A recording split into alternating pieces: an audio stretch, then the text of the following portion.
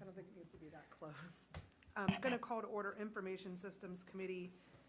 The first item on my agenda is the IT survey, and Tim Content has joined us to kind of give some background on the survey and share the information. Have at it. All right. Hello, everyone. So everyone knows, back in October, we sent out an IT survey, satisfaction survey, to all full-time employees as well as council. We got a pretty good response, not as much as we thought we would get, but it was right around 40% response rate on it. Not all the questions were answered by everybody. 31 comments were jotted down by 31 people.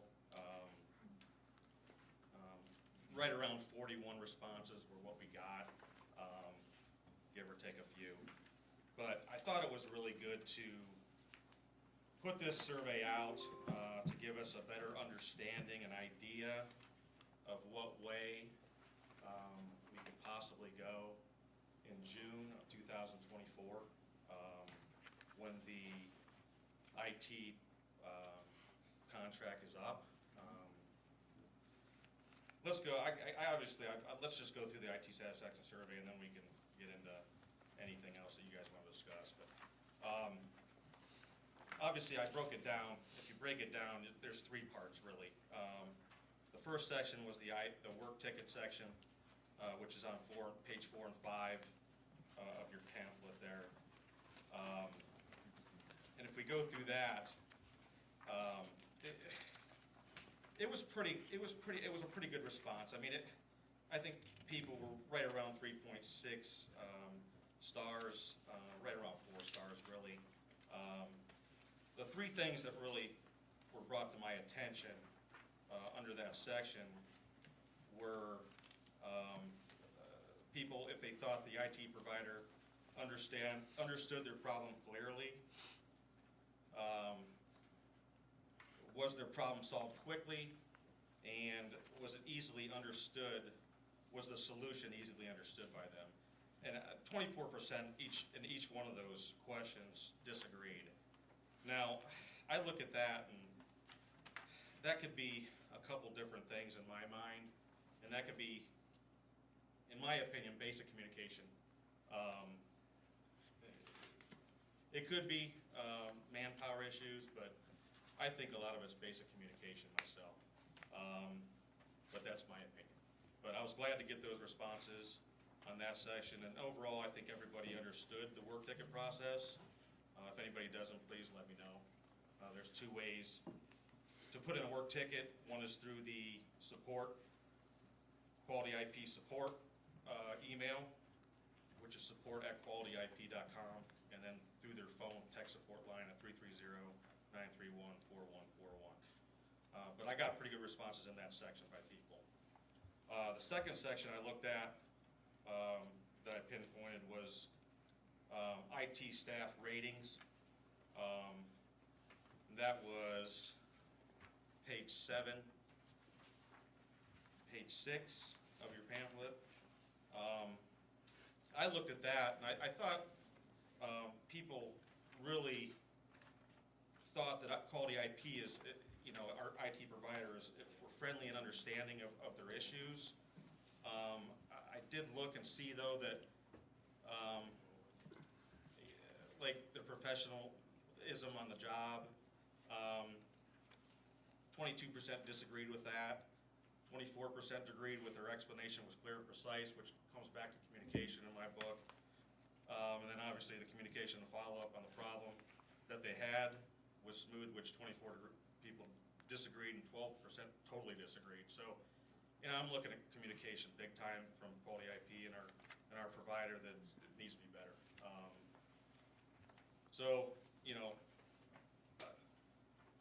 I looked at how satisfied people basically came back and said they are satisfied with our IT provider. If you look there, it's 3.6 stars, which is really right around 4. But obviously people have their own opinions. There's a lot of people that have had some bad things happen. A lot of people that have good things happen. So it goes both ways. So that's where we're at on that. The last section I thought was very interesting, is technical problems and how often those problems occur. Which, page 2, page 3 of your pamphlet, if you look at that, a lot of the problems that people jotted down that they were having issues with were, access problems, computer access problems with, basically with like password issues, possibly computer problems, basic-wise, getting into programs, not having an administrative password to get in, some bug problems, feature problems, but most of them were access problems. A lot of it has to do with, some inputting with new employees. People want that done now. Sometimes it doesn't go that easy for them. So a lot of people, there's a lot of smaller issues like printer issues. I mean, printer issues up here at City Hall were a big thing with the new printers we had. And, it was just it was sort of a nightmare between Quality IP and the people up here. So that was a big deal. And if you look at how frequently some of these problems were on page 3 that people were dealing with, and it looks like to me, I mean, there's been a lot of problems once a month. I mean, 46% said they had a problem once a month. I mean, that's quite a bit. 18 once a week, 31% once a year, and 5% is the first time they've ever had a problem. But I don't know. I just thought it was interesting looking at each one of those sections, because obviously people have their opinions. Everybody, shouldn't say everybody, but some people have major problems, some people have little problems, some people haven't any problems at all. Basically, in my opinion, it revolves around communication. I also think it does revolve around some of the IT technician expertise. In my opinion, I think that they're over there a lot. There's 2 technicians over there. One is over there on Wednesdays. Another one's over there on Tuesday and Thursdays. They're over at the police department, which means they're dealing with a lot of stuff over there. I'm not saying that takes them away from over here, but it could. So, in that respect, I mean, sometimes we're sort of second fiddle to them over there, which I get it. I mean, it's police and fire, and it's important. So, I'm looking at communication, expertise, and possibly on-site manpower basically as the 3 biggest, in my opinion. So, in that respect, we had 31 responses at the back of your sections there from people that put down comments and suggestions. The dark responses are good comments. The light blue responses are negative responses. I'll let you guys read those. I mean, there's a lot of reading there. So there's very interesting comments though that you might want to look at, and it's interesting. But that was the survey. I thought it was really good. Broke the ice really on what I think should be talked about a lot coming into 2024 for sure. I don't know if anybody has any questions that I can answer, but I'm here for you. And I just wanted to add, Go so ahead, we did the survey just to kind of start really trying to see what changes need to happen, right? We want to start, if we're going to change IT providers, we need to do it sooner than later, or look at our options sooner than later. So one of the things that I did is have Chelsea do an info request to council clerks to see how other cities are doing their IT. I know for the County Board of DD, we have a hybrid. We have an in-person, we have someone in-house, and we're working with an agency that does the bigger things. So we have an in-house person that might be helping with password changes, setting things up, setting up the room when someone needs tech. Like a prime example would be Design Review Commission met last week. They had some struggles. Unless you've done it before, you don't know how to set up a Zoom meeting in here or how to set things up. So to have someone available to do those things, we have that through our county board. so it works and helps kind of move through some of these, like, if you look, and obviously the survey is really just, it's just a starting point, it's a conversation. So, but you see that it's basic, it's password, it's access, those are our biggest things. So how can we address that? Do we have to change our contract with Quality IP? Do we have to do something different? It also helps when we go and look, when we do bids, to kind of see what we are in need of, because our needs are gonna continue to change. You know, the council said, we have somebody on site 3 days a week already. You know, kind of considering that. What if we pulled those 3 days out of the Quality IP contract and had a full-time person doing those things instead, kind of working together? So kind of just looking at that. A couple other things that have come across over the last year, we've been talking about the cameras at the parks for how long? And they're still not done. 2 years. It's been 2 years. And Quality IP is not doing the work. They're contracting it out. It's back and forth. I mean, Yeah. you know, Andrew, you know this too. I mean, it's been back and forth between Quality IP and our Parks Director and you know, changing prices, changing equipment. It's one thing after another, and I'm not an IT guy. Yeah. I'm just not, and I know, you know, Judy Watkins isn't either, and she's always telling me, hey, Tim, what am I looking at? Yeah. I'm not sure, you know, so, you know, it's been quite a while with that project and other projects too, with, even in here, I mean, we set up that sound system and camera system. It took forever, and Quality IP really couldn't get that done. We had to go to an outside contractor to come in and do the job. So, you know, in my opinion, project-wise, they're not really good. I think just looking forward at our options and how we should look at this to see, I mean, maybe we can't do a full-time person. That's okay. Let's see how much that might cost so we can compare and see if that's even an option. Maybe we talk to Quality IP and services improve, you know, but I think starting now, this was a nice start to kind of see where we need to go. I think one thing too is that we pulled, it was January through May of 2021, total tickets requested, total hours that were put in, and then what areas. So I pulled that up from 21, put in a ticket as we were sitting here with Quality IP to pull it up for the entire year of 22 to see where all those tickets, and I guess that's part of it. If tickets aren't being put in, they can't be tracked, and the hours aren't being tracked either. But you can at least get a window into where they're spending the time and where.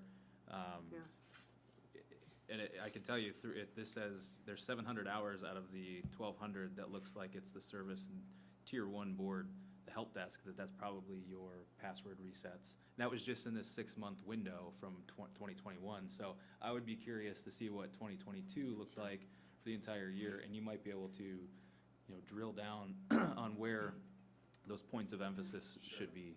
You know, and personally, I personally like Nick Verna, and I like May, who's over, they're located over the police department. They do a good job over there. Just, I think for our needs over here, as well as utilities, RAC, street department, I think maybe a hybrid system might work. Maybe they're LEED certified over there. They have to be to work on that equipment over there. Maybe an idea is just to maybe keep them over there and maybe hire somebody over here. Just an idea. That makes sense. Not sure if it'll work. Believe me, don't know. Tim, there's one big point I have to completely agree with you.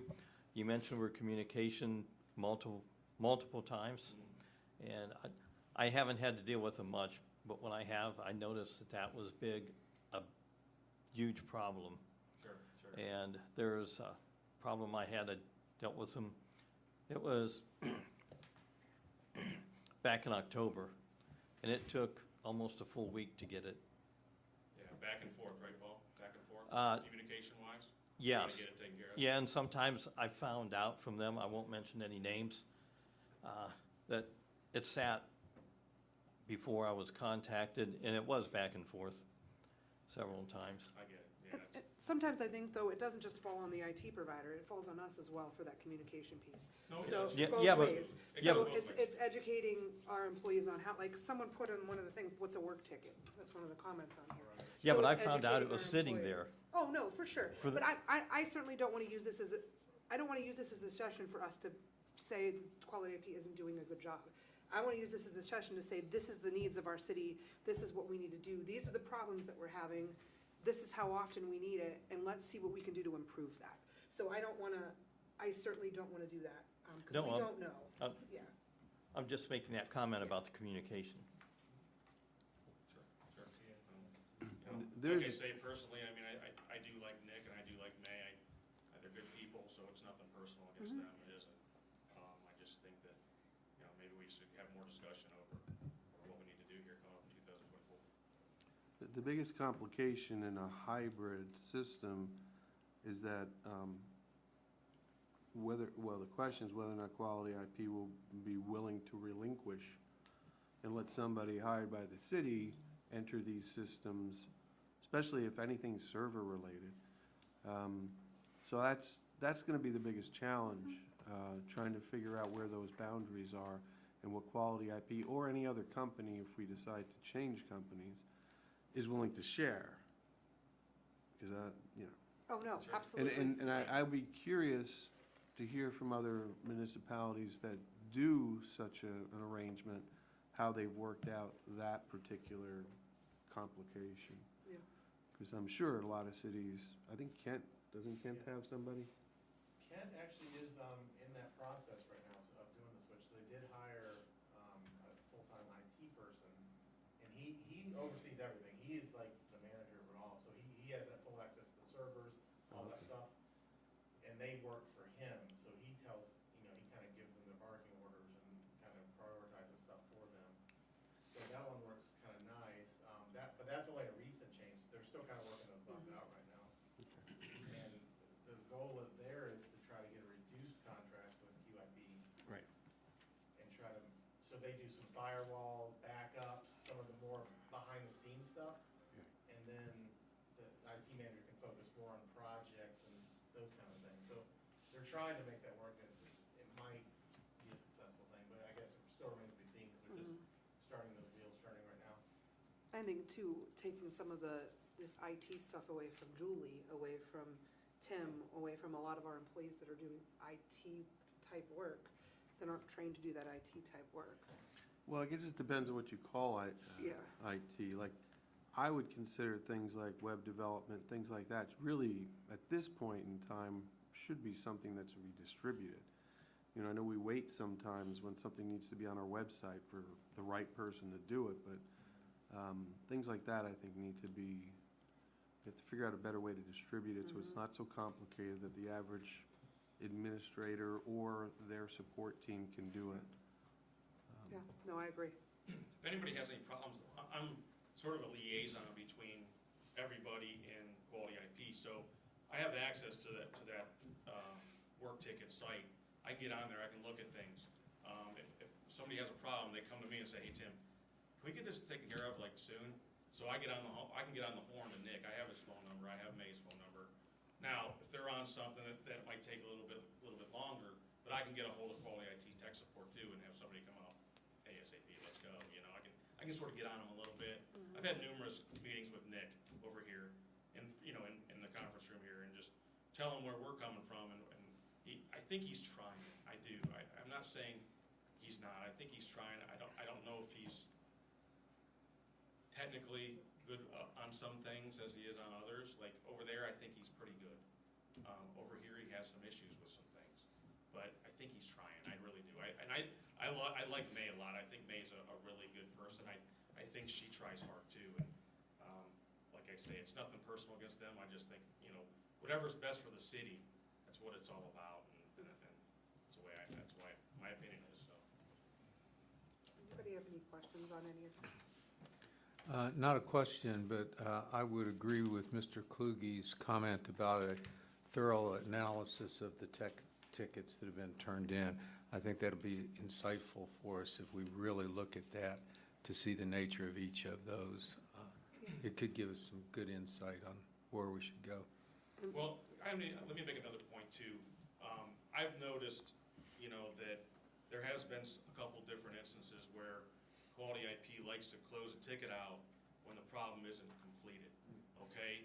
And I asked Nick about that, and I understand that their business is closing tickets out. I get that. They're making money because of that, and they're a really good, IP is a really good company over in Kent. I know that's what they want that to resemble, but like for this camera stuff, for instance, I put one ticket in, then closed out. Put another ticket in, then closed out. And I'm like, the work's not done. We haven't got any work done. So, I mean, if you open one, let's wait till the problem's solved. If we're not gonna go with you and do the work, then okay, fine, close it, but none of that's been decided, has it? I don't think so, but just saying. And so this is just a discussion tonight, just to kind of share, just to kind of let you guys know that we met with the mayor last week and just kind of reviewed everything as well. Just that we were gonna start working to put things together instead of waiting until, June to take a look at everything. Or even just to see if there's just little things that need to change to hold folks accountable, whether it's on our end or Quality IP's end. So just to kind of dig into that a little more. Yeah, I think even with the tickets that are being put in, if they're closed out too soon, you'll still get an idea what tickets are being put in, if it's for passwords or getting locked out, whatever that relationship is. It'll give us a better window, and then you'll be able to determine, Quality IP works on this, and maybe there's somebody else that, if that's what you're going with, that could work on the project-based or the bigger ticket items. Alright. Does anybody have any questions on that? Thanks, Tim. Hey, thank Very you, much guys. for joining Appreciate us. it. Hey, everybody have a good holiday. Okay? You too. Good talk to you. Take care. Thanks, Tim. The other item that's on my agenda, we talked about this, I think it's been over a year, was that community satisfaction survey, and that came out of the safety committee that Amy and I were doing. We were gonna do a safety survey, and then when we started talking, we're like, if we're gonna do a survey, we might as well do a community survey, not just a safety survey. So we contracted with Full Spectrum Media and put this together. My God, it is a draft. This is not going out tomorrow. I just kind of wanted to share, obviously, what they did was they looked off of our website to pull out the departments. So it does need to be tweaked and adjusted. I have a feeling that people have not contacted our ordinance department anytime soon for anything. It's on here, so that I've already let them know to take that out. It's a tab on the website, so that's how they just developed this. So I just kind of wanted to share with you guys to see that this is what's gonna be going out. And the goal is for there to be a scan code in water bills, as well as available on the website and in public places where people could go and complete the survey, just to kind of get some basic feedback from residents about what I think a lot of residents don't even know some of the things we have. So some basic feedback. It was emailed, I think. Oh, was it emailed? Yeah. Okay, I When? wasn't sure. Is it this thing? No. No, Chelsea, was can you pull that emailed. up on the, what? Look at this, we're fancy now, Who see? sent it out? That's okay. We got it on the screen. So they have they're asking the basic questions first. So are you a resident? If not, where do you live? So that way it's available for people that might own a business here. And then it breaks it down into sections on the next page. The first thing, it starts with administration and city council. Have you ever dealt with city council? Were you satisfied? And then there's a room for comment. And every section's like that. It's pretty similar. And it's just based off the tabs on our website, the information that's on there. So I just kind of wanted to share this. Obviously, it was emailed, so if you guys want to take a look at it at a later date and let me know. I think Chelsea sent it out Friday. Yeah, she did. Because a lot of times I think, residents will come to us and it might be one problem that is residents having. This is a nice way to see if something else, if we're missing something. Or maybe someone doesn't want to come to a council meeting or doesn't have a contact with one of us. They're able to fill it out on a survey. Certainly, we're gonna get those outliers of people that think that everything we do here is terrible. That happens with every survey. But this gives us some basic information and starting points on things moving forward. So fire and EMS, have you ever had to use them? Were you satisfied? Those kind of things. But we finally are moving this forward. It took, I feel like, far too long. Years. I know, it's the whole time I've been sitting here, I've been working on this. So Parks and Rec, that's a good one too. What are you using through Parks and Rec? And some information on that. I know Parks and Rec has done a survey in the past, so it'll be interesting to compare that to the results of this. I'm interested to hear the results of the police department survey as well, because that's always interesting. Does anybody have any questions on it? So take a look if you have feedback. This is a draft. I said I would get back to them.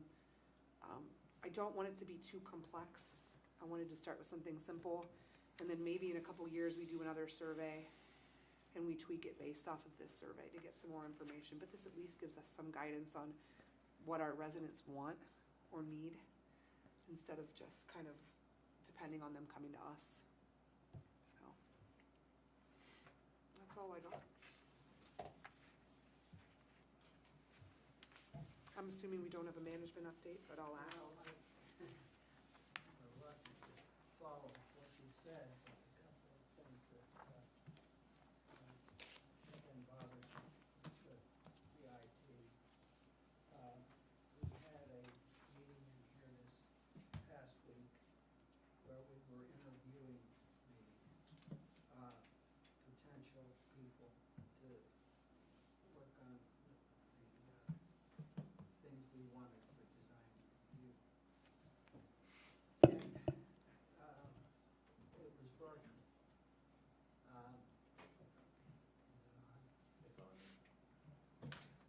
It was virtual, and everything worked until we plugged into the line over there. And I should not say we, I haven't touched it.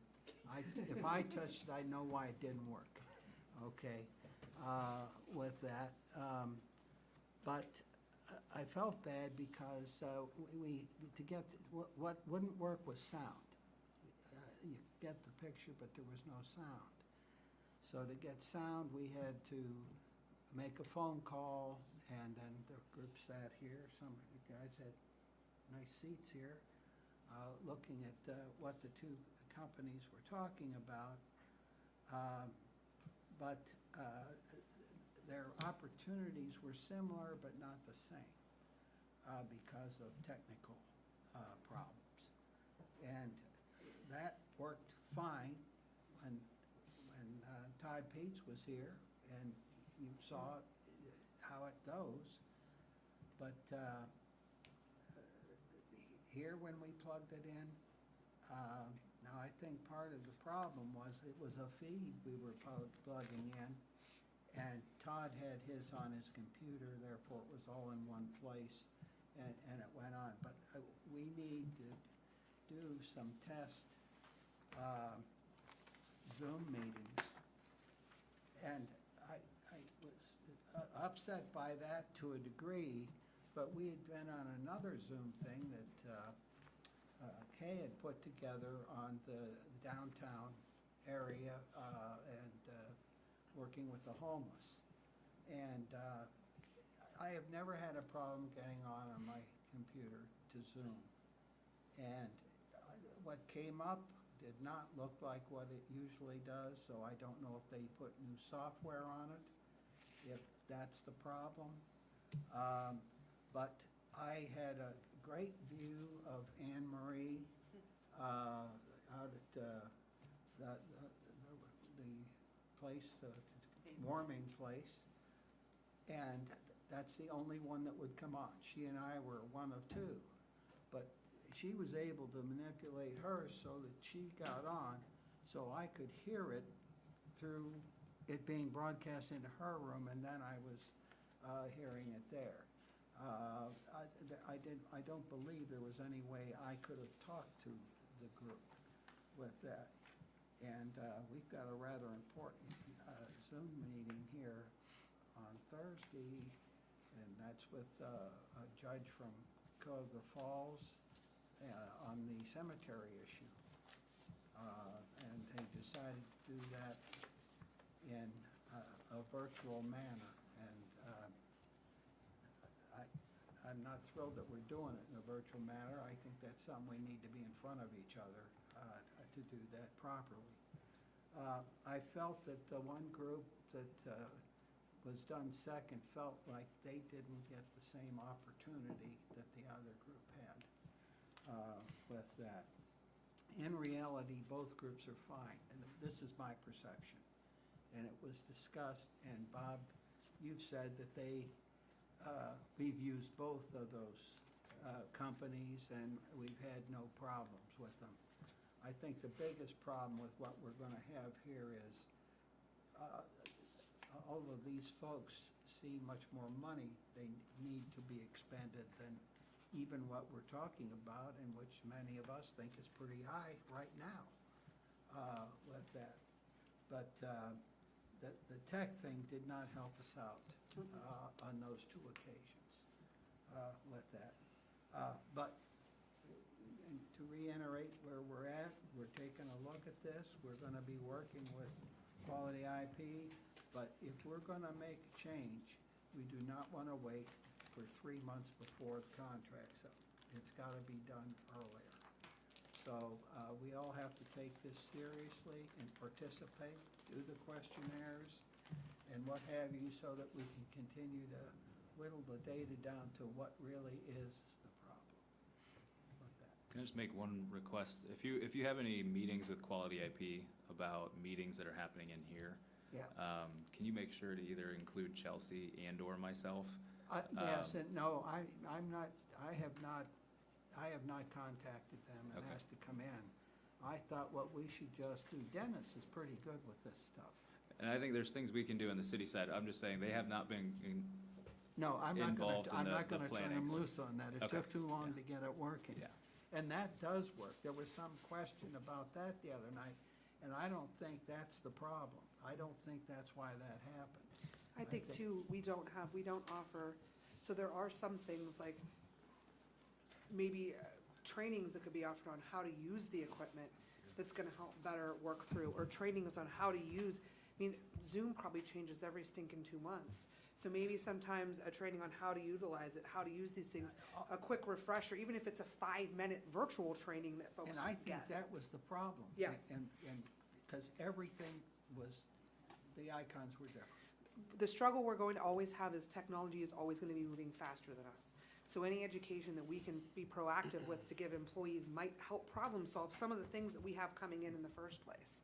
And I did not try to do much with it because I was afraid of turning other people off. I don't blame you. Yeah, Yeah. no, I'm not, I don't blame you one bit. Technology is just so fast moving. So, Okay. all right, thank you. I'm gonna end information systems at 6:32. Okay, 6:32, I'm gonna start public health and safety. We do have quite a bit on my agenda this evening, so I don't wanna take too much time on our first ordinance, which is our lovely trash ordinance.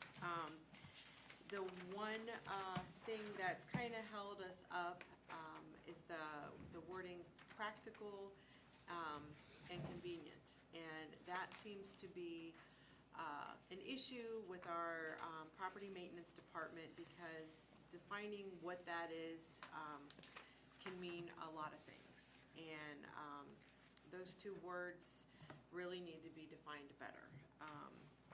Here's an outline of something that I received from Dan Rhodes and also from Mr. Semino, that all refuse, trash, and garbage containers, including yard waste containers and recyclable bins, shall be kept or stored behind the front building line of all residential units. No debris, refuse, trash, or garbage cans shall be kept in front of any residential unit. This was something that Dan had thought should be replaced with, or Don Rhodes had sent us. I'm gonna pull up my email, it's on my phone, so apologize. from Mr. Semino.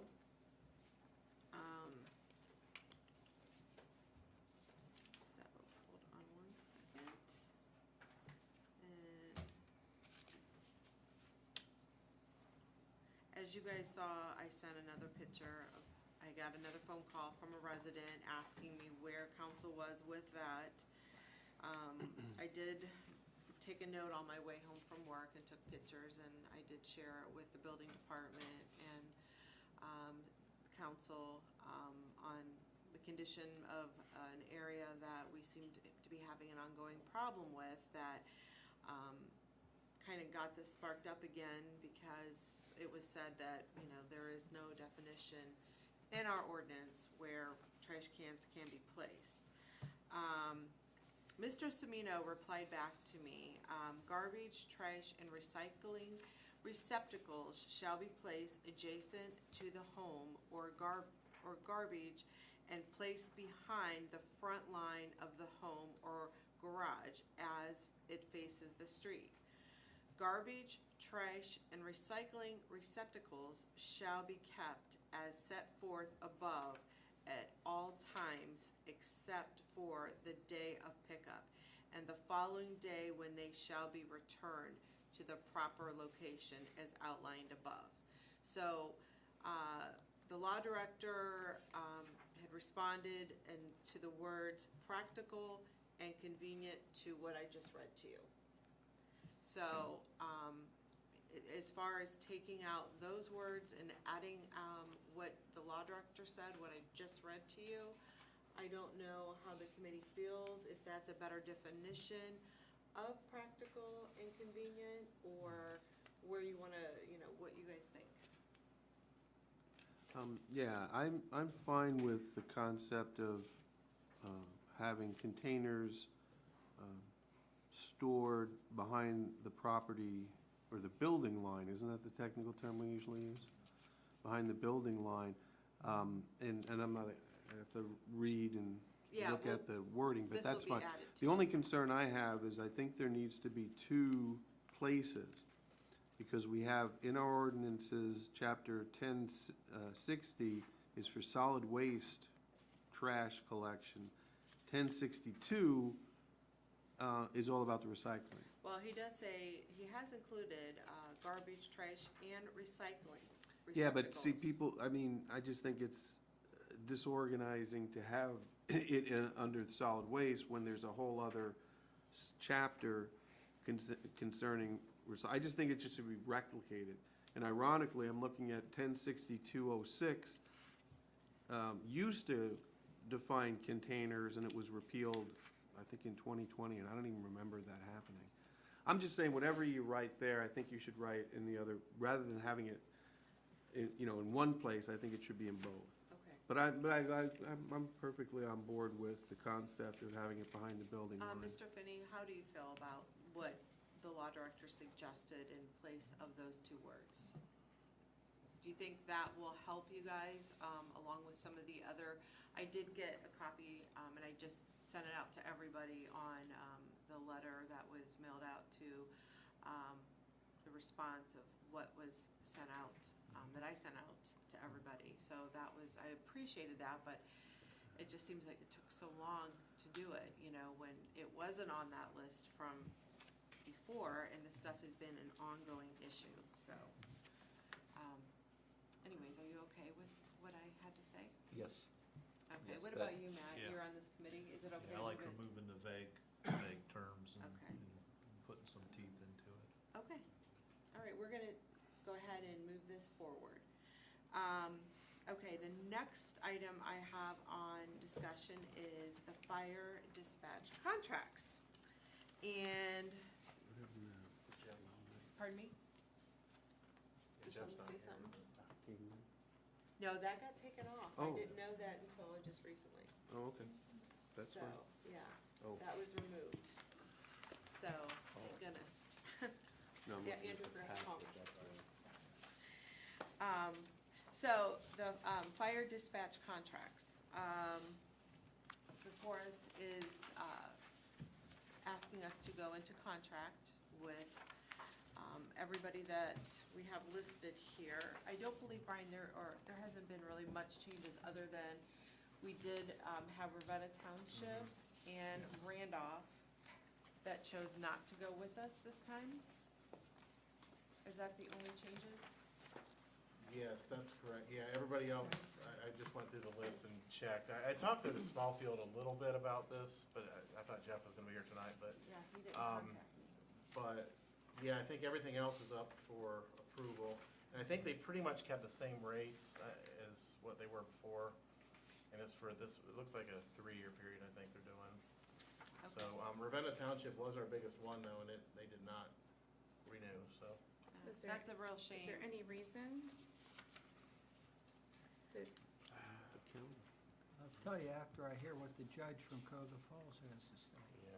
Yeah, you know, I do want to say that I believe that our dispatch does a wonderful job. We have longevity at our dispatch center. People retire from our dispatch center, and they do a great job with their, you know, with what they do every day. And we have a lot of people that are very happy. And for those two townships that chose not to go, you know, I'm really sorry to hear that. And I feel that we do offer the best service, so I am partial. So anyways, so it's basically us just going, you know, accepting and going into contract with them. I don't believe, as Brian said, there hasn't been any changes. Anybody has any questions in regards to that?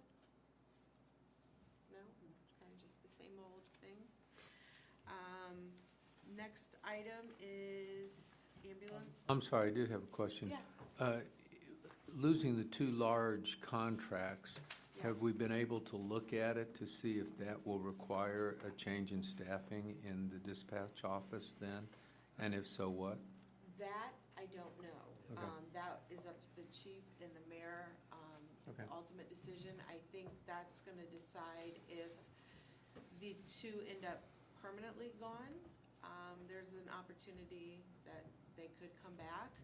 I'm not sure as far as financially, that would be something that might be coming to your committee if not, as far as personnel, but I'm hoping not. But yeah, that is a very good question. I don't know how that will affect us. I don't think it will. The conversations that I've had, and Mayor, you can correct me if I'm wrong, or anyone else, but I don't believe it will change. City's still gonna be here with the same amount of dispatchers, calls are going up, correct me if I'm wrong, but, you know, they're gonna be here to provide the same customer service that they have in the past to the municipalities that we currently have. So I think from that point, I think to echo what Amy's been saying, the customer service that we've provided these I keep wanting to say cities, but townships. Community, yeah. Communities, thank you. I think it's been unparalleled, and it will go to show, you know, years from now, you know, how this all plays out. But I think right now, Chief Wallace and the dispatch office have been focused on that customer service and providing the best service they can, and I think they have. We've been saying this, so no changes, I don't think, and I'll stand on that. You can correct me if I'm wrong, but no changes from the city's No, end you're right. on dispatch, standing right. firm. We anticipate there's a good chance that some people might return. And, you know, and it's sad because, you know, as much as our safety forces, especially our fire department, works with the township, now the township is gonna have to spend additional money. So I don't know really how much it's gonna save them, but that's really, I guess, not my problem. So anyways, Can I ask, Chief, is there gonna be any repercussions, or, not repercussions, probably the bad choice of words, is there gonna be any impact on your department in terms of mutual aid and providing that, you know, how often, I guess, two parts. How often do you work with the Ravenna Township and outlying communities on mutual aid, and how is it gonna impact you with Ravenna Township leaving city dispatch for another. What hurts us the hardest, other than financially to the city, is a fire department. Currently, until the 15th, we share that same talk group. So we're able to hear their communications when they get toned out, if they're on scene, they have a working fire, report of a fire, before we're even toned out for it. So it gives us a head start, heads up that we can hear their traffic, they can hear our traffic. We also know if we're out on 2 squad calls and we don't have a squad available, and they're out on squad calls and don't have a squad available, we know automatically that we don't need to call the township, or we shouldn't call the township, because they don't have any personnel to call somebody else. To take that line of communication away from us it hurts. I don't know how else to say it, it hurts.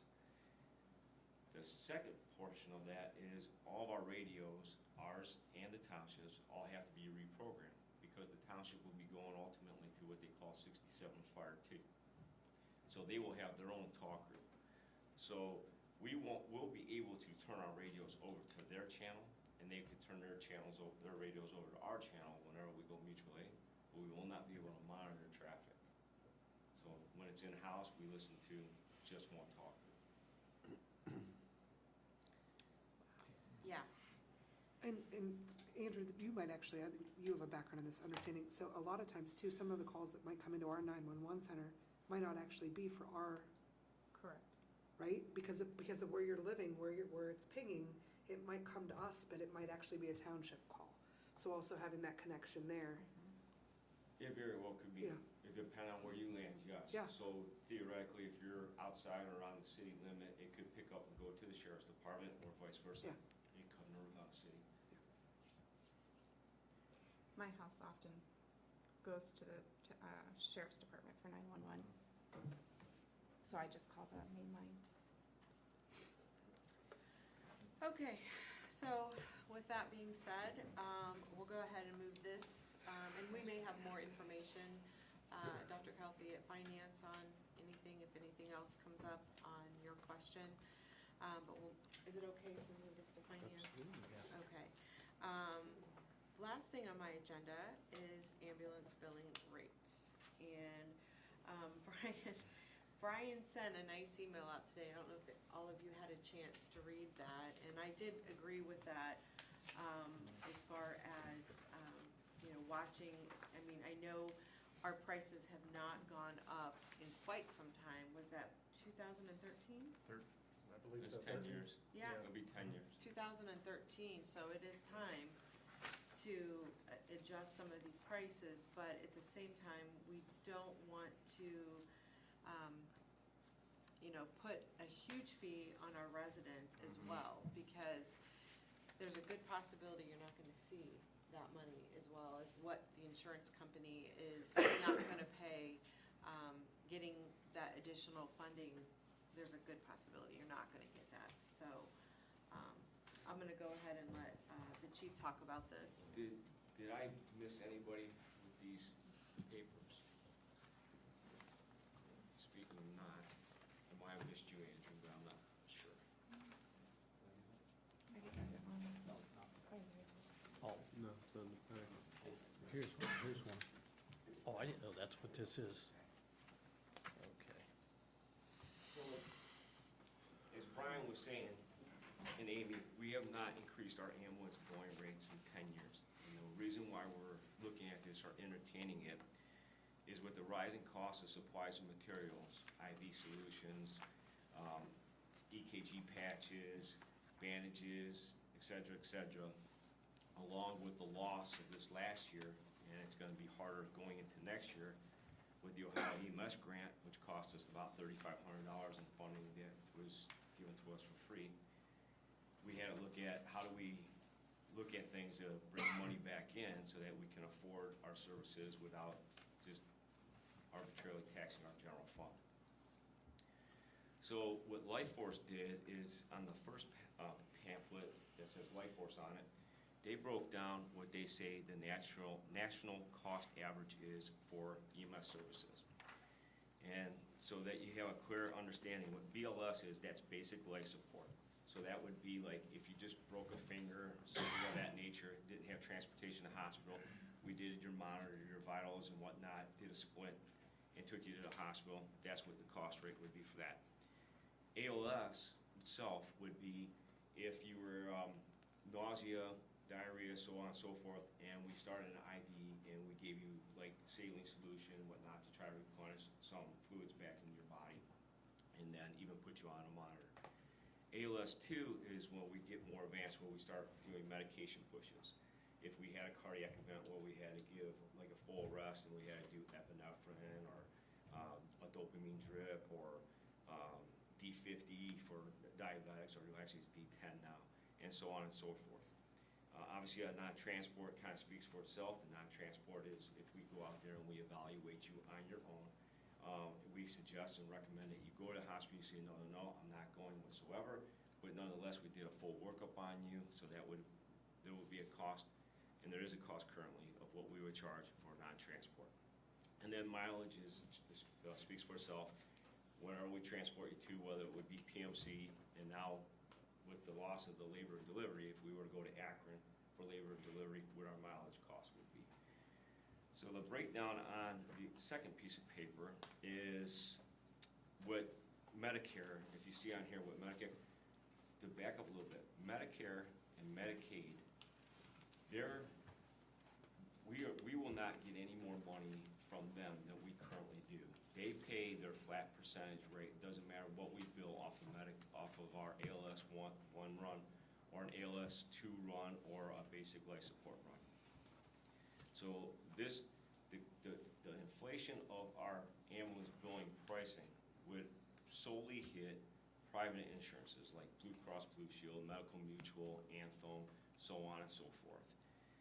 And to back up a little more, if you look at our clientele of who we deal with in our city, 55% of our clients are off of Medicare, 29% of them are off of Medicaid, and 16% on average are private ambulance, are private billing, private insurances. The only people that would be impacted on this, and I would say people, would be their insurances, would be the ones that have private insurance, so to speak. So you say, well, how does that work? So say that for an easy number, and we can change our billing prices to whatever we want. We don't have to use the template LifeForce used. And I'll piggyback that onto what we currently charge. So say we decided for an ALS2 run, we're going to charge $1,000. And the insurance pays 90%. So now we're collecting $900. If our ambulance billing was $800 and they're paying 90%, 9 times 8, 72, we're collecting $720. So we're projected to hit and collect more money off the insurance. Of course, that does fall back if there's that 10% that's on the resident, what we do from that point. Well, we soft bill. It's up to the city, and I don't want to speak out of turn. If we soft bill and say this is what your portion is, do we waive that portion? That's out of my realm, or I don't think the city really puts anybody in a hardship and clutches and says, well, you know, you still owe us the extra percentage or whatever. We're mostly concerned with what the insurance companies are going to pay us. With the ALS too, what about traumas? Like, is that still? It all depends on how involved you get. But yes, in the ALS2, trauma usually falls in that ALS2 call. Really? Because I would think that would be more. I mean, Because I'm wondering like, depending on how bad the trauma is, we would do, well, ALS2 is the highest you can go. It is. So Okay, I just we would wondered if go there was- IVs, IO, possibly fluid loss, cardiac monitoring, 12 lead, stuff like that. That's when we started having to do more of an invasive interpretation and treatment. That's how, so when you send all that out to billing, those entities, your insurances, Medicare and Medicaid, they look at it, and they look at it depending on how good of a narrative you write. Right. This is a tricky spot. That's how they determine what they're paying you on. We can say and call it an ALS2 run, but they may and they may not agree with us. And they may change So a it. lot of it falls on our end, and that's where Brad, Brian, Matt Bowery, and several of those other guys go in and say, look, we QA our own calls to make sure we have our ducks in a row so that we're billing properly and we get the best return off of our care that we provide. Okay, And when you're charging, like with, with some of these fees included, like, what about, do they pay for any of like the cleaning inside your ambulance? Do you get reimbursed of any of that from the insurance companies? I mean, does any of that, as far as, like, you can bill for any of that? The only thing that we could bill for outside of EMS wise would be if we went to like car accidents. We can bill for the engine, for cleanup, extrication, stuff like that. We currently don't, but we do have the capability to do so. So that's something that we can entertain Yeah. in a different topic if we want to bring that. But Yeah, I mean, can you actually then go after the insurance company? it would go after the insurance. Okay. That's solely what it would be. It would not be, so car accidents, Because that's where a lot of the trauma anything is that's too. car accident coming in. related would fall under your car insurance, not your medical insurance, believe it or not. Right. I understand that. So, but if you look at if you look at the one sheet that says our 22 per ordinance, these are the charges that we're currently paying, are currently charging our residents for, or even non-residents for. So if you look, for instance, like the basic life support, we're charging $550. Well, the recommended allowance for that nationwide is $850. And those all increase down, and then for a non-transport, we're charging $50. They're saying for a non-transport, $300. And then mileage, we're at $10 per mile, where they're saying the national average is 16 miles, or $16 per mile. So we're not saying we have to go with the high end of the national average, but collectively, we can say, what is a fair in amount for both the city to bill off of and for our residents or non-residents to be charged for our services. But where we're at right now, we're a decade behind. Well, I'm confused about all the documentation in front of us, because what was in our packet is an ordinance from 2002, which is 20 years ago. Is there a reason that ordinance was put I in? think it was changed once since that too, but it wasn't 2002. Well, and I think it was it's not the again- same charges as 2022. Right. Correct. But it's not that much of a difference. 2002 is in there, That So it looks must like have- they might- 7, they and waited then 10 years 13 there. after it. Right, right. Yeah, they're all in there's- there. There's 3 in a row. Okay. Right. Well, I'm just looking at the first one I see. Yeah, there's 3 of them. Okay. But I guess the other thing is, I mean, I'm confused about the insurance stuff. I mean, if we put an ordinance together and says, this is what we charge, this is what we charge. Correct. And those with insurance that doesn't cover it 100%, is obligated to pay the rest. But why, should we have, one question is, should we have separate rates for Medicare and Medicaid, since those are so low? I'm sorry to clarify, we don't have separate rates. No, I That's- know. That's all they guarantee to pay us. They I'm don't pay saying, us anything. should we have separate rates? I think you No. can. Why not? It's not. Right. To build, your billing rate needs to be, Oh, you mean Does separate anybody know rates what I'm for- asking? Can we have separate rates for you're asking, should it be all one? Why does it have to be one rate? Well, What if- Medicare and Medicaid are gonna only pay what they say they're gonna So pay. then we accept, why we can't we write an accept ordinance that says everything. we accept the And Medicaid? for Medicare and Medicaid, we accept that as payment in full, so we don't back bill, we don't put. So does our ordinance say that? I do not Sure. know. Because I didn't have time to Because read this. I legally- That was just Yes. from my conversation today with Life Force, that we do not. Well, You don't. Yeah. It may be our practice, but it would be Yeah. my preference that our ordinance match, and look, you go to the hospital, different insurance companies negotiate different rates with hospitals, and if you don't have insurance, then you get to pay the premium rate. I'm just saying, if we say we charge right now $550 and all that Medicare pays is $300, we should say, well, we accept the Medicaid, the current Medicare, Medicaid rate, otherwise, this is the rate. Yeah. And But if we're doing it, Right. then we're not fully complying with the ordinance we've written. And I don't see why we couldn't write an ordinance that says just what I. Well, I I guess think your question for Andrea would be, what limits us or states to us that this is the only amount that we can bill or collect off of Medicare and Medicaid? Because I don't know the reasons behind that, to be honest with you. I think it's legally. I don't think And I think so too, You but can't- Yeah, it's across the board, just I like think- private insurance Right. has That's a whole limits different on what they're willing to pay for So, certain yeah, It's a whole different- services. that's why they have I degrees believe in that's correct, hospital but I billing, don't wanna Right. you know? just Right. speculate, but so And a lot of I'd the rather pri- get confirmation from her on that. Right, But a I lot of think your that's- private insurance is also going to limit the amount, the difference between what they pay and what we charge. The private insurance is going to limit the amount of out-of-pocket expense for their client. So if their insurance pays $500 and we're charging $800, they may say that the copay can only be $100. So we're gonna have to write off the other $200. Correct. So, And Well, that's I don't know, possible, I don't know that but- we have any obligation to, whatever, that's up to the, I mean, no, it is, you can't charge, you can't, just Whatever. like the hospitals I can't. guess what I'm saying is, we have all charge these more. different numbers in front of us, and it would be nice if they lined up, instead of us just saying, here's our costs, but they're not really our costs, because, But I don't think you're gonna be able to make it like that, Wow. Rob. Why not? Because this is something completely different. I mean, it's, when you're dealing with Medicare, Medicaid, insurances, it's gonna always be different. well, It's that's not why you gonna just be- say we accept the Medicare and Medicaid rate. It doesn't have to say what the rate is. Well, yeah, we might be just being a little bit redundant, I think. Adding that, though, I don't think you're gonna Yes. get any. So you have the suggested increase that you're talking about, Chief.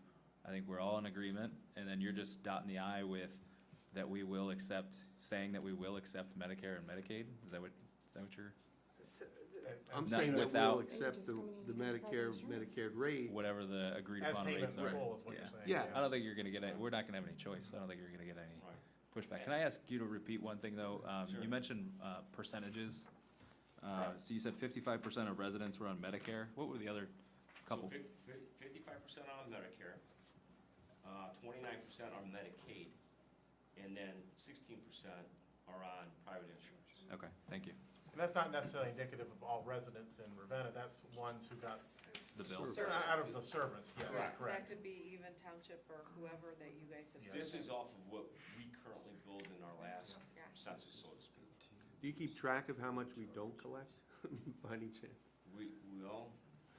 There are reports. There right? are, there are reports, yes. Yeah, So Life Force does honestly, track all that. So yeah. then keep in mind, whatever we bill, and this is what we collect off of it, our collection rate's roughly around 48-ish%. It's somewhere in there, and it's mostly. Which is actually, which actually is Yeah. pretty good compared to a lot of other municipalities. Really? Believe it or not, Well, yes. because the majority of. It sounds terrible, Yeah. but our collection rate is probably one of the best in Portage County. Because But they're it's mainly because automatically, differential between because Medicare. they call it and write-off, whatever they're writing off the Medicare, Medicaid rate right, versus exactly. our rate. And so the rate, our collection rate would actually go down if we increase the cost, because we're gonna be charging more, and Medicare's and Medicaid rates, they're not going anywhere, so. Well, that'd be another reason to make that change, because then yeah. that difference wouldn't be a write-off. It would be the actual cost. Does that make sense? It'd still be reflected, I think, on what our cost would be for that service. So, And again, that's probably a Well- question for Andrea. Yeah. so, but regardless of the resident, and this is, a basic life support charge currently is $550. Whether Medicaid or Medicare chooses to pay that, the city is still charging $550. And our ordinance is saying what we're charging, not what we're collecting, Yes. Correct. Correct. right? Now The you're really ordinance- talking crazy. You're right, exactly. The No, but ordinance my point reads is what our this, if- fees are if- that we're charging. So we charge $550. Yep. We collect $300, because that's what Medicare. But that's a $200 differential that goes into that 50-some-odd% of uncollected.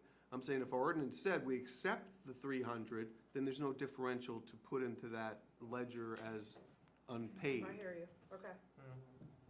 But all the just private reflects insurances are reliance. gonna be different, so how are you going to, You would just say Bill Medicaid that. and Medicare. Yeah, we know we can only collect this specific amount, or whatever it changes to in the future. Obviously, it's all over the map with independent insurance companies. So we would do the same we always do, and just write off the difference. But I'm just saying, we'd look, even though we look good at, what, 48%, we'd look even better. Oh, yeah. In all the documents that we have before us, is there something that shows what what we are recommending that they move to or change to? I think Where- it's in his email. the life force. That, we have Life Force's recommended national average, that's not necessarily. That's the one on That's the- not necessarily a recommendation. The one on the bottom of the page that for, Right. shows 2023. Okay. So, 850, 1,000, 1,200, 316. Okay. That's what is being recommended by Life Force, but is it what the city is Not recommending? necessarily, no, we just got this and we're Okay. just starting to look at it. Okay. So. So you don't have where- specific numbers yet? correct. No. Oh, I So thought our maybe it was first in your step was email. to entertain changing our billing rates. And then, once you're receptive to the change in the billing rates, then we would determine what our new rates would be, and then we would adopt those. So I rates. think we were pretty much, in this committee at least, you know, in agreement that there needs to be some changes. I mean, that, it's been for a Yeah, long enough absolutely. time. So what do you, you're asking us, I mean, you guys need to give us a recommendation, and that would have to come from you and Finance Department of where you want to go with this. Well, And we kind of talked, not to put the cart before the horse, of what we thought was a beneficial rate to still the clientele that we serve and to the city. We're not out to I financially understand. create a hardship to anybody, but we also know we have to be able to maintain our services. Right. Okay, so So we- where do you want to go with this? Well, if you're receptive to saying that we're gonna adjust the ambulance billing rates, then the next meeting, what we could do is propose what we wanna change those rates to. So is this something you want to bring before to finance? Or are you going to have those numbers, or do you want to keep this in committee and talk about it? Where do you guys want to go with this? Is this something you want to get started in the next year, or I how? would like to do it going into 2023. That's what I thought, but it's kind of getting mixed vibes here, so, We can, by next meeting, we can have what we propose our rates to be. I think that's fair enough, not to speak for Brian, but I feel confident in that. That's next Monday. That's fine. Okay. Yeah, we could collectively sit down. Okay. If you need more time, we will have a special at the end of the month. okay. Yeah, we will. Okay. Well, it doesn't hurt to push it to that meeting. If we need to push it back, we can, but. I think we're good. Okay, Matt, Yeah, I'm good with that. Rob, Yes. okay, okay. All right, we'll go ahead and move that forward. We'll take your advice, and if we can help any way financially, we can, because as we all know, the prices are definitely going up in healthcare, and I don't see them coming down either as well, so we need to catch up. Yeah. Okay, any management updates? Well, the only thing I wanted to mention is that the more you listen to the radio, the worse these three different types of illness are taking up a lot of time and money, in some cases lives. Once again, people are starting to recommend that you wear a mask inside gatherings, those sorts of stuff. We will continue to have the materials here. At a certain point, I know it's not chic to mandate it, but we could set an example by doing it with that. And this, well, I imagine we're going to be dealing with this through the winter, and hopefully it doesn't get any worse than it is right now. The other thing I want to, and you're all aware of this, but our fire department participated in putting out fires in two different locales, neither of which is in the city. One was in Charleston, which was just a few days ago, and the other one, they were at the Kent Mill also.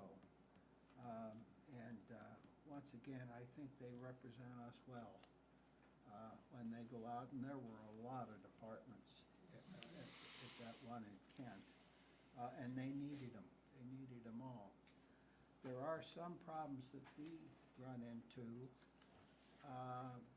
because they were running out of water, and we had to open the valve. And you had a meeting, Kate, this morning with Tim. Tim is concerned that that valve needs to be replaced, and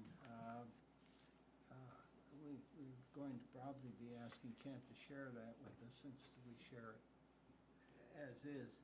The other thing that there's a problem with is that we work on different poundages to where the water goes to. Ours runs 40 to 60, I think, in that area. And Kent's is up around 90. Is that what it is? No, the water system spiked when they gave us water. That created an issue.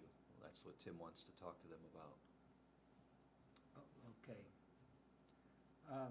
But it does create, on occasion, water line breaks with that. And we had those with the fire out at Charleston, because there are no hydrants out there, so they have to haul water.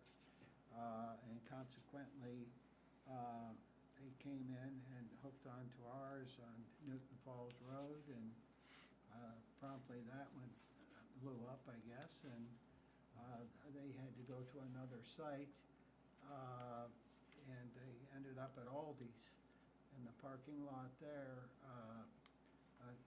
catching water, and there, I would guess it was 3 or 4 at least different entities, but a number of these fire departments are volunteer fire departments. There'll be 1 or 2 full-time people, and the rest are volunteers, and sometimes they don't understand or they're not trained as well about creating the thumps that take place if you shut something off too fast or turn it on too fast. It creates pressure, and it usually will blow a line somewhere. We did end up having to fix 2. And our guys were out from the street department 10 o'clock at night, and they were still working at 10 o'clock the next morning after working all day yesterday. So we want to be sure that we recognize the efforts that the people that work for us put into keeping people safe, even if it's not in with that. And we appreciate it when we get help back also, because there's always the reciprocity. Thank you. Okay, I'm gonna call this to an end at 7:11. All right, 7:11, I will call the Streets and Sidewalks Committee meeting order. First item on the agenda is the 23 annual paving program. This is allow the mayor to advertise for bids for the 23 paving program. Mr. Fink, do you have a budget for that yet? Well, we have a budget. I will have a map, a preliminary map for you next week. Okay. And the budget is approximately 1.4 million for all of the projects. They're all rolled in together from the annual paving. And does that include this next section of Freedom? Yes, it'll include phase 2 of Freedom Street. Okay, and then our portion of, do we have a portion of the Prospect Chestnut as well? Is that in it? And then the Yes. main? Yeah. Okay. Yeah, the Prospect and Chestnut is a little tricky. We're paying 20% of the Chestnut portion, but we're only paying 10% of the Prospect portion. Okay. But we're still showing about $450,000, $500,000 of our portion for that. And then paving Main Street, ODOT showing about $1 million. We would be responsible for 20% of that.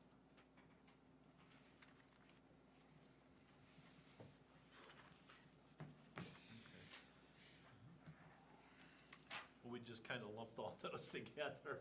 Does anybody have any questions on any of those 3? He kind of covered the bidding for Prospect, Chestnut, our percentages, and then also the cost of the Main Street project in our percentage as well. all being wrapped into the 23 annual paving program. Do you, out of curiosity, and we'll find out next week, I'm sure, with the map, do you know how many lane miles for the 23 paving plan you planned on? I don't have the number right off. Okay. I know we're not paving as many city streets because of all of the other projects that we have, that we're contributing to. But I'll get you the numbers. We are at over 50%, are we not? Yes, I believe we are. Of new pavers. Just excited to finally talk about Main So Street. 50% of, Yeah. Yeah, Since we the haven't levy done passed. anything till Main Street's done. Well, that's So I know, everyone's gonna be Yeah. really happy once the state does Main Street, so it's Well, at least exciting. you'll see people working on it now, though, at least, even if they're not gonna get it all paved next year, at least it'll be, Then everyone will be unhappy that it's taking too long. well, Like, it's just the way that it all works, right?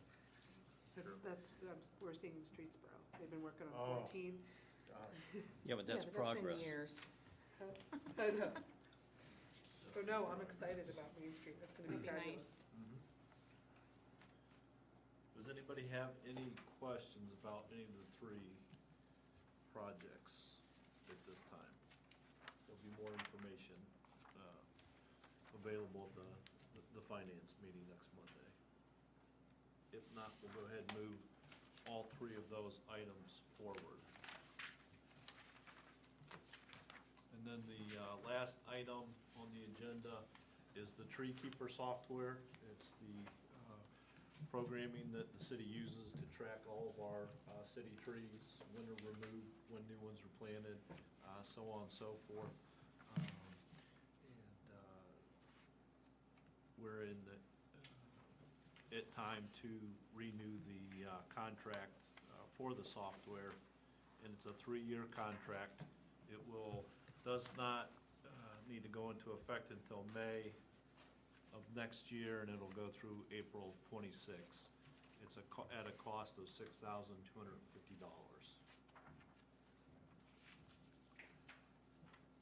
I believe that's a thing we need to have for Tree City USA. Be able to track what we're doing with all the trees.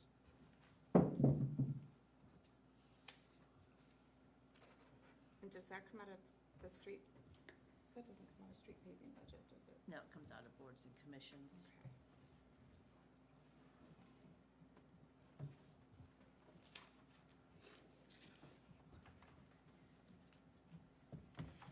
Okay. Any questions about the software? Me? Was that the same cost as the last time? Yeah, they haven't upped the price of that. Same cost. There you go. Thank you. Okay, no other questions. We'll move that forward. And at 7, is there a management update? Sorry. Nope, that's, Nope, okay. Give it a break. 7:17, I will adjourn Streets and Sidewalks Committee meeting. Okay, at 7:17, Utility Committee will start. The only thing on the agenda is sanitary sewer out on 6800 North Chestnut Street. And, let's see. I'm glancing at this. It's the first time I'd seen this evening or known anything of it. This would be on the Harner property where LG is right now is being built, and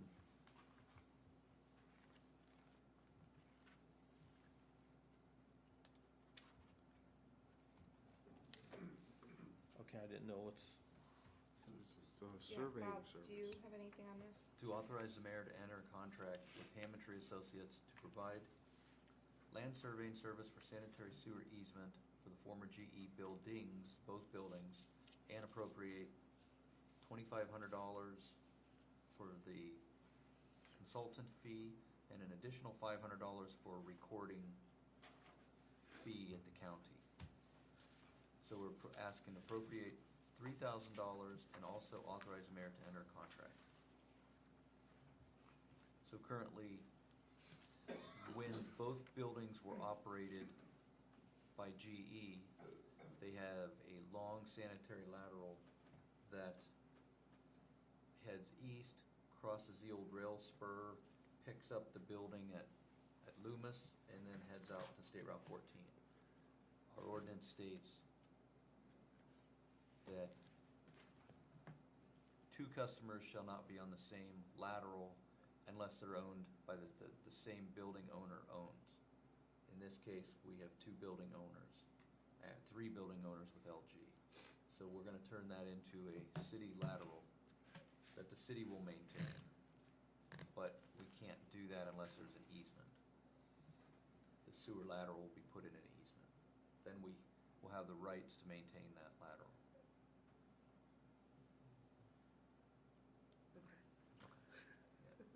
So is each company paying toward having that done since it's for their individual? No, this was decided about 3 years ago from an economic development standpoint that it would benefit the city. At one point, city council actually approved extending the sanitary along Chestnut Street to a tune of about $150,000. And then fast forward to where we're at today, asking for $2,500 versus extending the sewer main. And we've told Ray Harner that we will not extend the sewer main now because we've gone through and built a road, extended the water line and all the other stuff. Okay, thank you.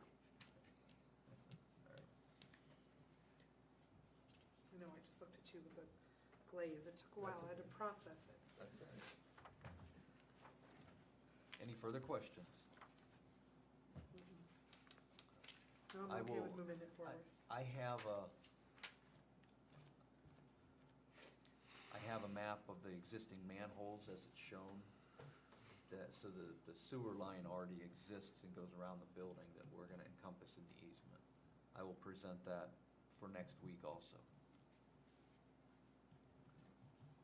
So then, the original extension down Chestnut that was moving forward previously, that's no longer, And unless city council wants to fund it someday, then, well, city council would have to agree to fund it no matter what, in the future. The original agreement, I'm guessing 2017, 2018, was for Mr. Harner to develop the property along Chestnut Street. We would need a sanitary sewer. And the agreement was when he had a contract inked to sell the lot, that we would build a sewer within 6 months. He had preliminary engineer drawings to prove that it could be built and actually gravity drain. He had nobody interested in purchasing those lots. Obviously, the LG project came to fruition, so we've decided to move that direction. And he accepts it. They also are able to drain, the lots along the cemetery and the new road can be serviced through this sanitary lateral that we're discussing tonight. At some point, if he were to sell the lots along Chestnut Street, it's feasible for those lots to also be tied into this line with the easement sewer lateral. Again, when you see the drawing, it'll make a little more sense to you. Bob, a question on the agreement with Hammondtree. It says that they're going to request that the city relocate some manholes that are not visible. How do you do that? We will have to camera the line, and then we'll find the manholes by pushing our camera through. So right now, it's been covered up by the Grass. work that he's done. No, Okay. by the ground, not what Ray's Not the- done. not what Ray's It's done. out Okay. near State Route 14. Okay. Mhm.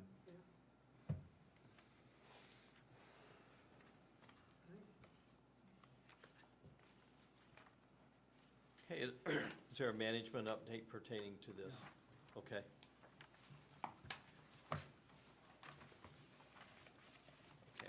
with this. All right, then at 7:24, I will call the planning committee to order. We just have one item on the agenda, it's just for discussion, and it's follow-up. Mayor was already talking about the meeting that occurred last Thursday with the Design Review Commission and two potential consultants. They were talked about in the context of our technology issues, but each consulting firm, one is called CT Consultants and the other one is called Perspectus. Had about, maybe up to a half hour, I wasn't clocking it, but about 25 minutes. 25 minutes to give a presentation and answer some questions. So I wasn't sure how that would go. I did attend, Mr. Moskin attended also, and the mayor was there. I thought they were interesting presentations.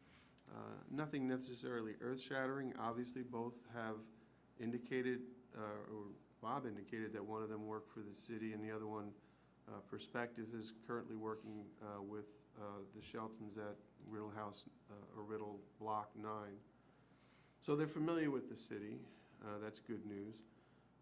And we've talked about the costs in the past as well. One of them, there are variable costs depending upon what level of interaction we want. The other one is fairly fixed, if I'm reading it correctly. But they are towards the upper end of the 30,000 ceiling we put in the request for qualifications. I wasn't sure what the outcome would be of that meeting, but after the two presentations, there was a brief meeting of the commission, and they wanted another month to mull it over. They weren't prepared to make a recommendation for either one. So we're going to have another meeting on the 12th of January. You're all welcome to attend. And at that point, the plan is at this stage anyway, for them to consider the two proposals and perhaps make a recommendation for us to consider. And it would be City Council's role to decide whether or not to accept that proposal. The design review at the next meeting will rank the two consultants, 1 and 2, and then it'll be up to Mayor Kay and I, and yourself, Rob, if you're interested, to negotiate the scope of services so we can find an amenable price for an amenable product that we want in return. Right. If we cannot, if they cannot come to terms, if we can't come to terms with them as far as a price, we can go to number 2. Right. If that doesn't work, we may have to go back and change the scope. As you said, both consultants are completely able to do what we're asking them to do. I believe their scope is a lot more than we're asking. I agree. But as they presented, as both presented, and again, we set this up so they couldn't hear each other's presentations. That was done on purpose. That's one of the reasons I didn't want them coming in here, or we would have had to schedule 2 different days. I didn't want them overlapping or telling them, okay, you have to leave now, while the other one sat, and then.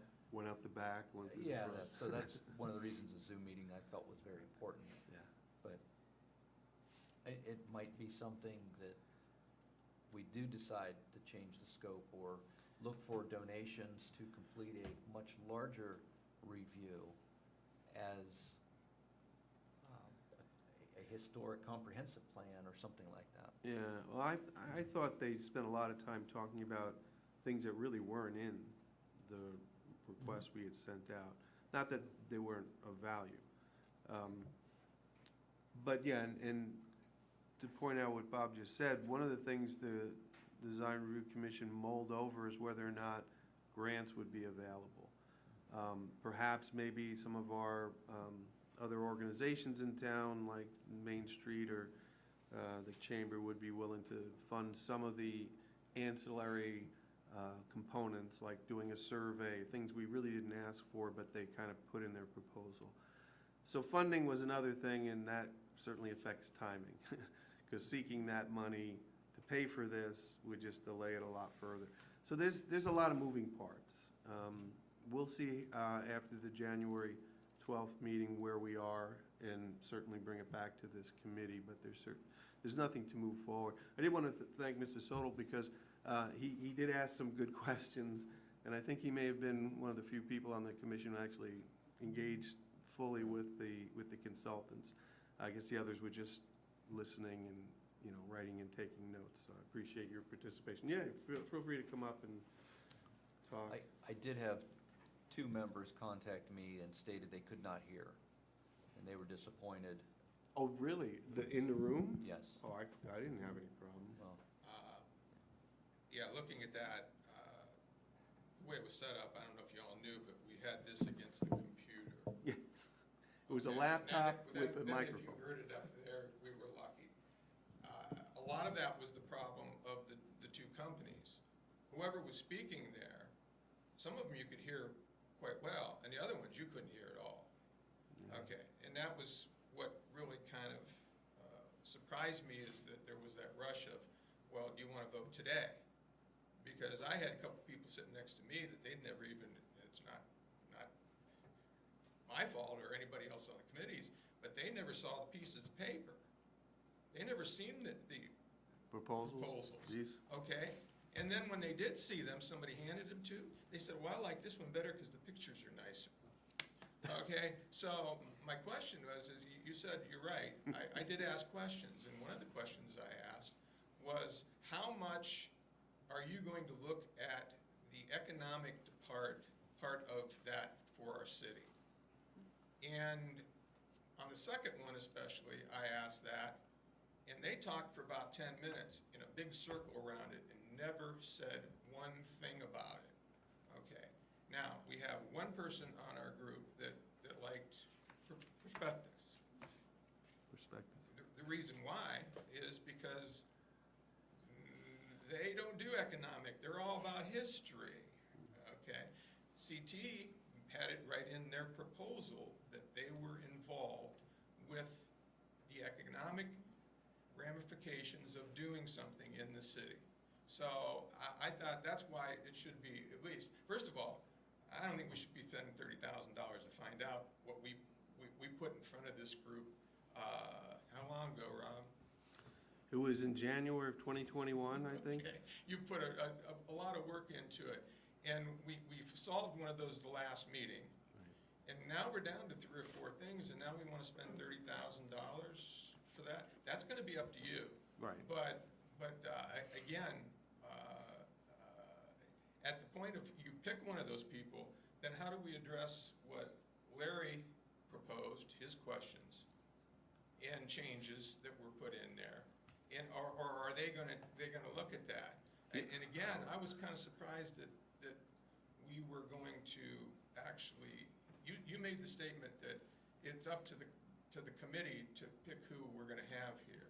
Well, in a sense, they're going to rank them. It didn't come quite across like that, like you just said, number 1 and number 2, like you said. Okay, I can go along with that. I can see number 1 and number 2, and if it doesn't work out for number 1 and number 2. But it was like the way I heard it is we're going to pick one, and then you're going to send it to council. Yeah, no, I was wrong. Yeah, and that was confusing too. But I'd really be wary of picking one of those groups just because they like the facades to look a certain way, and not worry about the 20 or 25 empty storefronts we have sitting in Ravenna now. So, yeah, and I guess, yeah, I misspoke or didn't really explain the process well. But this council is not just going to be throwing the name of a consultant and say up or down. They'll have whatever input you or the commission in general or anybody wants to provide council in terms of helping us make that decision. And once, assuming somebody is hired, to answer your point about, you know, other changes that have been proposed, there's a lot in their proposals of involvement with not just stakeholders, but also just residents, anybody who's an interested party to make proposal changes or whatever. So there'll be wide ranging input, certainly. And I appreciate your concern about the economic development, and I agree with your assessment. One of them seemed to have a good substantial answer, and the other one maybe not so. But maybe they it's a short meeting, we'll give them another chance to whatever. We'll mull that over, how relevant that may be or how important it is in ranking them. But that's kind of gonna be your decision on your commission to see how that plays a role. And then we'll take it from there. You will not find a historic preservational list that will not state that a well-maintained historic district does not spur on economic development. You won't find that. True. Every one of the historic preservationists say a strong historic district brings in economic development. Yeah, Which I know is not what you guys want to Lip service hear. only, because the other one said, we will address that, we will talk about that. And The other that's how one just they're said, gonna okay, address it. we're gonna make everything look pretty, and then if it happens, it happens. Well, the one said they have oodles of information proving this, and I've seen them before. I know what they're gonna present. I've had those all sent to me for the last 3 years on there from a couple of the people on the committee saying how much it adds to property values and how much it adds to that, and we're I'm just still- saying, you're gonna ask them, they're gonna give it back to you. They're gonna regurgitate what you already know. You're not gonna find somebody that says the opposite. We didn't hear, that we had. you were there, you didn't hear anything from. But they said they have that information, they'll address it. Rob, are you able to share those presentations, the packets, or I at have a least? copy. Do you know how many other copies we We have? have digital versions I was of gonna it. was just say, gonna Oh, ask okay, you. yeah. Yeah, we do. Absolutely. Yeah, we have digital. Yeah, and you could, in my opinion, you could close your eyes and point to one, and the reports are gonna probably come out very similar. But Yeah. that's just my opinion. I wouldn't choose one over the other. I think they're both. I think they're both highly Capable of doing qualified. But just to get back to what you were just saying, I don't want to belabor it, but I think the issue that the one identified was not so much the historic value and the prettiness of buildings, but the balance between the restrictive nature of, how a commission operates and the flexibility of accommodating for economic development. That's the gray area, the middle ground that I thought the one consultant identified at least. How they deal with it is a practical matter, but they explained it well, and I think that's what we're both saying, I think.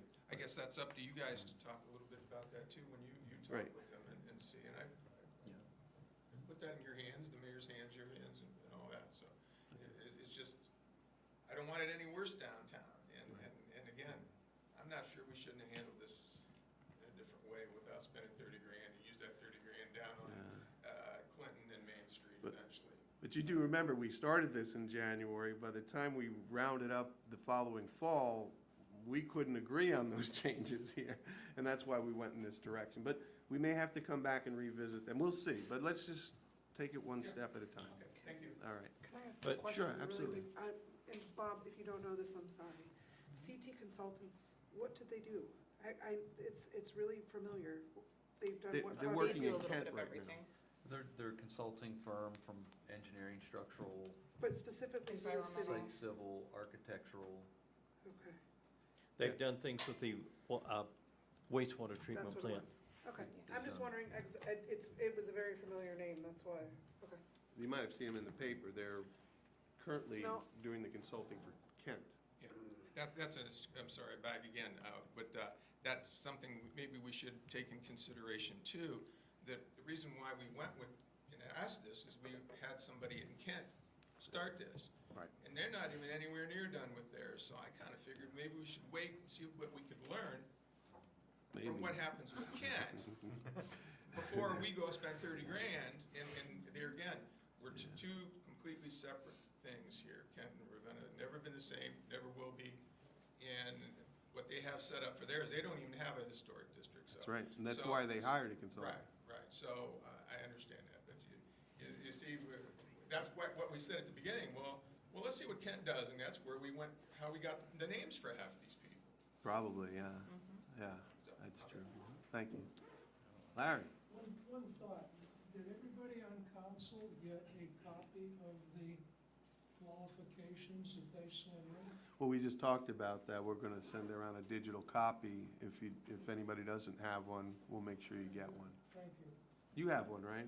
Yes. Okay. And Yes, pertaining Paul. to that, I just wanted to say we could narrow things down closer, because a lot of things that they mentioned Thursday Right. were above and beyond what we're really looking for, and I'm hoping that would decrease the price quite a bit of what they're after. And I'll have to agree with the mayor's comments about the audio part of that presentation, that if that was much better, that I believe everybody could have heard that without any problems. Thanks.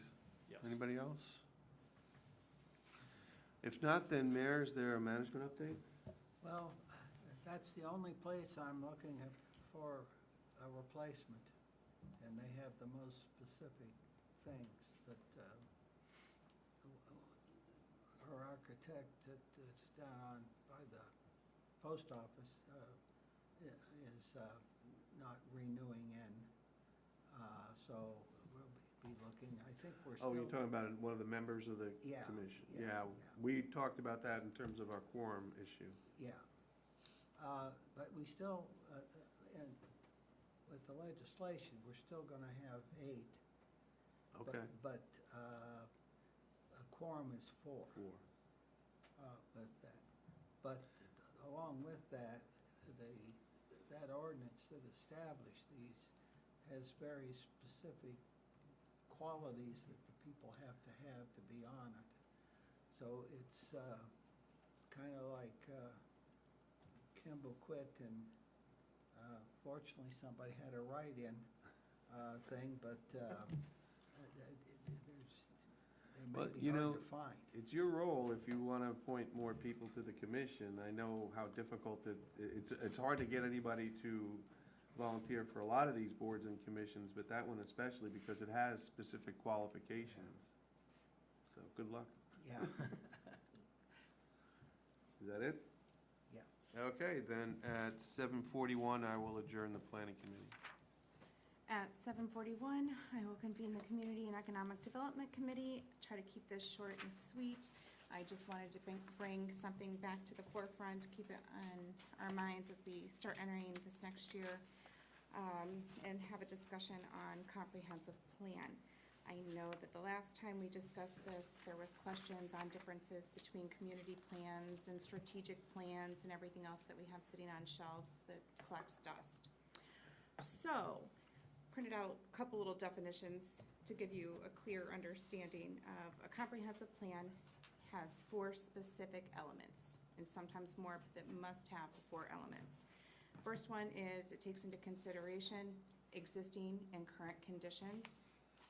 Typically goes parcel by parcel to make sure that there's a clear understanding of what each area is. It then identifies goals and objectives and typically looks 20 years out. 20 years into the future, where do we want to see ourselves as a city? What do we want to look at? Where do we want our businesses? Where do we want our multifamily housing? You know, things of that condition, or things of those considerations, and then it develops, after it develops the goals and objectives, then it goes into implementation strategies, and essentially the end of the comprehensive plan develops your future land use map. Your future land use map is what is your zoning map is based on. And so one way to look at it is if there was some type of destruction that came through a large portion of the city. Would we rebuild it as it sits today, or would there be a better use in the future?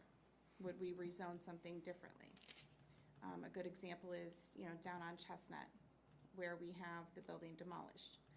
We've heard several different conversations on how to redevelop that. We've heard high-end condominiums, we've heard housing, we've heard, things, well, right now it's industrial.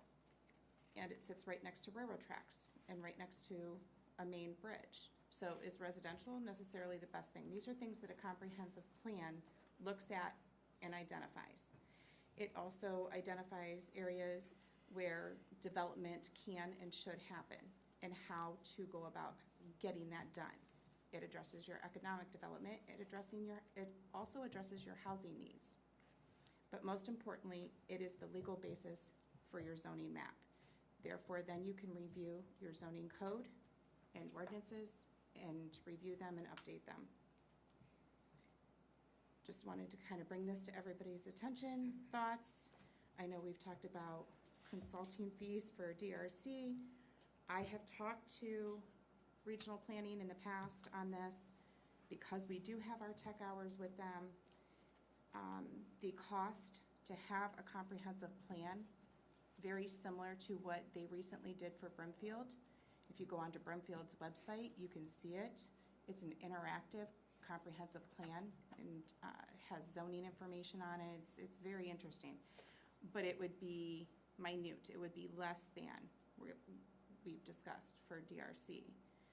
I know other cities that have paid upwards of $100,000 for a comprehensive plan and zoning review to be done. So. I think they're in the process of writing one for the county. Yeah, they're almost done. Yeah, I was on that committee. I know. Yeah, someone might have put me there. But coming into the counties is a broader scope. So with the cities, it actually narrows down and hones in on the city's needs and desires of what we want to be individually. I think it's a good conversation to have, especially, Bob, as you're working on City Hall, or we all are really, and what that looks like. I think it just clearly defines, everybody's on the same page with what the vision and goals are of the city, 30,000-foot view. Yep. And then you can get into the nitty-gritty of what goes into the comprehensive plan. So if there's more information, maybe on the next meeting, if I could ask that to stay here, and if there is, I guess, a recommendation from, maybe it's after the county puts out their comprehensive plan, and we review that and then take into consideration what the cities might look like based on what they're finding. Honestly, from working on urban planning and doing comprehensive plans, looking at the city or the county's plan is not going to give you an indication of what a city plan is going to look like. So I guess what I'm getting at is there any other information that we need besides, I would look at the mayor and the administration for a recommendation in terms of action items? Is there anything we need to consider before looking at what the cost might be and what actually goes into a comprehensive plan, what the timeline is of completing one? I would like, we've talked about it, we've all had like the small conversations about what the visions and goals of the city might be, but actually putting pen to paper would be nice. And I guess, what's it gonna take to put wheels on the road for this? Well, and that's part of actually the planning process. One of the main things when you hire somebody to do a comprehensive plan is they come in, they speak to the administration, they speak to city council, they speak to other stakeholders. They actually have public meetings. They should have at least 3 or 4 designated public meetings with different types of idea boards and visionaries. Usually they start with city council and the administration to identify main areas of concern. There was an area in particular that one of the public visionary meetings that I was involved in, and the residents came in with some amazing ideas for a particular area that nobody had ever considered, and that ended up being the way that they did the future land use map, was off of those ideas. I think having a comprehensive plan or setting the things in motion to start, I don't know how long it takes, but, you know, I often think to myself, what do we do here in our council? And it's oftentimes so reactionary. You know, we have to put out a paving plan. We have to approve these contracts. You know, every time they come up, we want, can we make them longer so we don't have to look at them again next year? But we don't think of things 20-plus years out. And really, you know, the visionaries that built this city, I mean, that was the way they thought back then, and I think sometimes we lose that. So I think it's a great idea, even if it takes a long time. confusion is what the process is. Is this something run by the, the local planning, like Todd Peets and those They're people? Or is it a consultant, like you just said, or is it internal? I'm kind of a little bit confused about the inner workings It's of it. whoever we would hire. Oh, so it's an there are independent cons- consultant? There are consultants that do it. There are urban planning consultants that do it. The price would be a lot more than what the price going through the planning commission would be. Regional planning? Mhm. But is that an alternative then? Yes, regional I think that planning, would I mean, be- they are planners. They have the background to do it. And like I said, I really suggest, before we go into it too far, at least get on Brimfield's website and click around and check out their comprehensive plan, because I was very impressed with what they did for Brimfield's. You literally can click parcel by parcel and it'll That- tell you what it's zoned. Yeah. It gives you information on the parcels. And just to dot the I, you said regional planning did that one, Yes. correct? Yeah. They just finished it not too long ago. Maybe that's, I was thinking about this the other day, not that I was thinking about a comprehensive plan, but the idea of thinking ahead, and I don't know, the thought came to my mind that maybe this council could have a strategic, whether it's this or a strategic meeting or something where we say, well, what is everybody thinking about for the next year? What are your committees? Because we take these tracking sheets and then we just, digest them and then spit them out, but I don't know how often we actually come up with the ideas outside of the normal, workings of the city. And this is a great opportunity to do something like that, but maybe there's other opportunities too. It always becomes very convoluted, because then we set up the meeting like that, and it has to be a public meeting and so forth, and when do we plan it? Sometimes logistics get in the way of things like that. Yeah, and I think there is detail, so I'm not like, but I'm thinking of it in terms of elevation, so the comprehensive plan or parts of it, it's gonna give us that general direction at 30,000 feet, and then we might be at the 15,000 foot level that's deciding, the minutia of it, and then we're giving the ability for somebody else to actually put the action, on the ground, to take action, I should say, so. But yeah, I agree with what you're saying. I know this is something that you mentioned, like, I'm getting it as my next tattoo, comprehensive plan. Like, that's how, because you get it, and you understand it. So how do we take this from that piece of paper to actually not just a discussion item, I guess? That's why The next thing that I think would be a great thing is have Todd come in and do a presentation. He can show you what they did, with Brimfield, and explain their processes and how they would do it. I would just like some more, I think that'd be great, I would like some more information to get a better understanding of it, because that's great, but to be able to see to move forward one more step and kind of see it would be. I think we've come full circle, because that program that you have, that you're working on, that you and Amy have been working on, It that will feeds. tell you a lot of what the citizens think about where we're at. And you might be able to start to build off of that. But Todd, he would be available. I should let you know, I appointed myself back to that representative for the city. I find it beneficial being on that, and I get to hear what's going on throughout the county. And it's, he's also put me on the executive committee. So it means we meet from 3:30 to 5:30, Wednesday, 1 month a year, month by month, with it. But I think there's some things mentioned here tonight that could play into this. But that, as you said, the questionnaire that you have, it's a work in progress right now with that, but Todd may be able to tell you. We get we get some services for nothing. I just signed the dues to that, and for the city of Ravenna, it's about $9,000. But he does a lot of other things for us. Bob has used him on the Vine Street project. I think the Pratt Street project they're doing now, they're overseeing that. So they are actively involved or interactive with the city. And quite honestly, I'm surprised that he can get as much done as he does, given the budget he has. But And the skeleton he crew. finds a way to do it.